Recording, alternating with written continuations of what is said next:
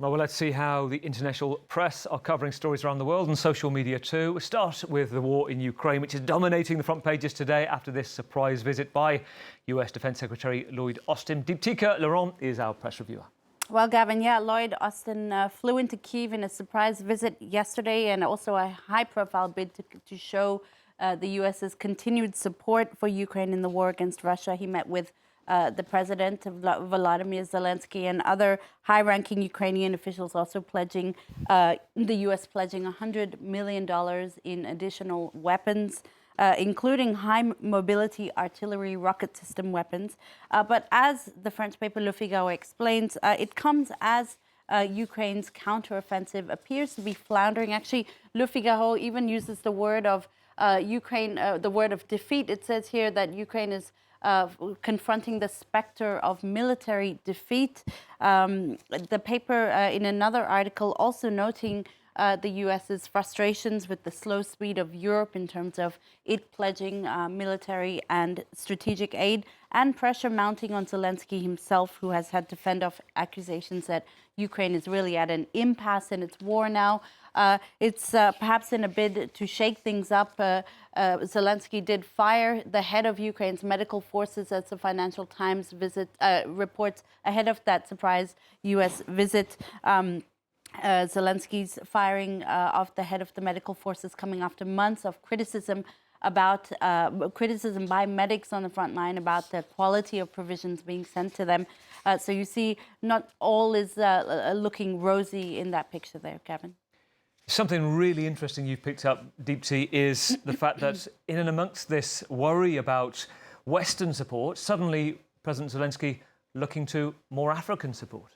Yeah, that's right. It's a very interesting angle that we found in Le Monde, staying with the French press, actually. And it sort of they don't use the word, but it certainly feels like it's a sort of proxy war between Ukraine and Russia being played out on the African continent.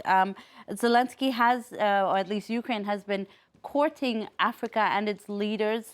It has a double effect, first gaining new allies, but also sort of encroaching on a territory that Russia already has developed very well in past years. Le Monde explains that the Ukraine really got a shock wake-up call. That was on March the 2nd, 2022, when the UN held an emergency meeting of its General Assembly right after Russia's invasion of Ukraine.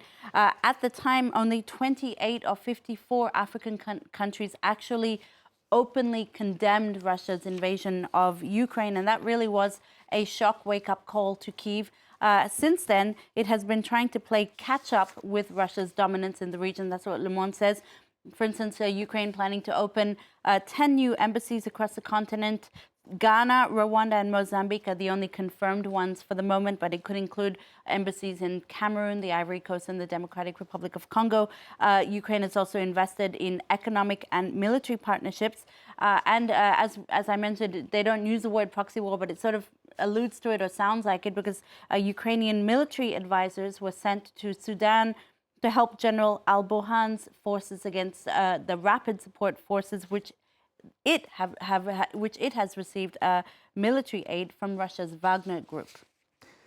A name of the moment is Sam Altman. I think analysts behind and those involved in OpenAI, one of the biggest global in artificial intelligence companies in the world, say he's up there with Elon Musk in terms of raising funds. Suddenly, it looks like they're in an existential crisis. Tell us what's going on, how it's being reported. He was fired by the board, taken on by Microsoft, and now most of the staff want him back.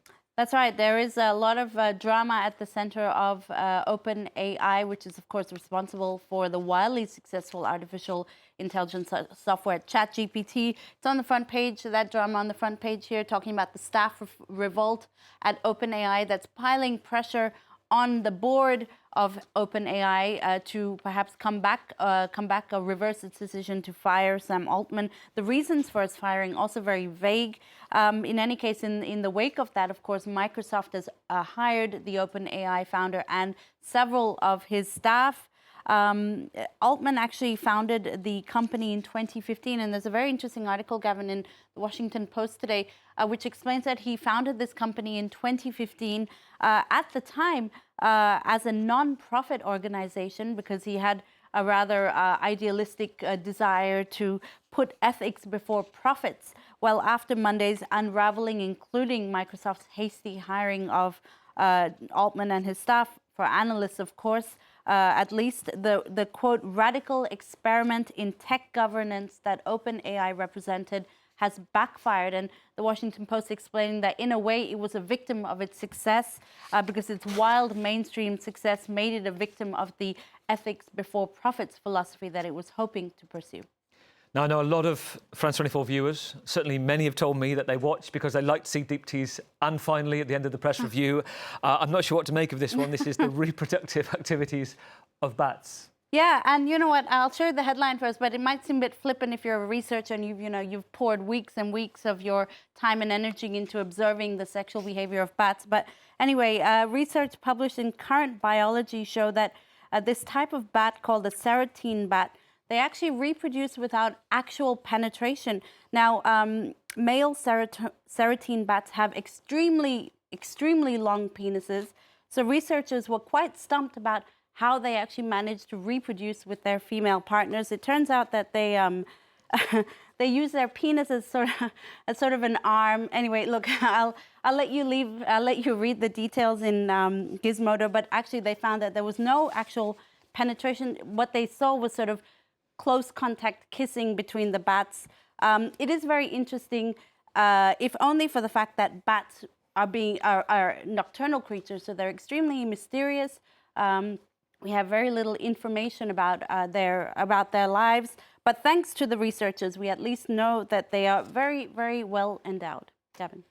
Well, if you learned nothing else this morning, that's one thing you know about reproduction in bats. Thank you, Deepti.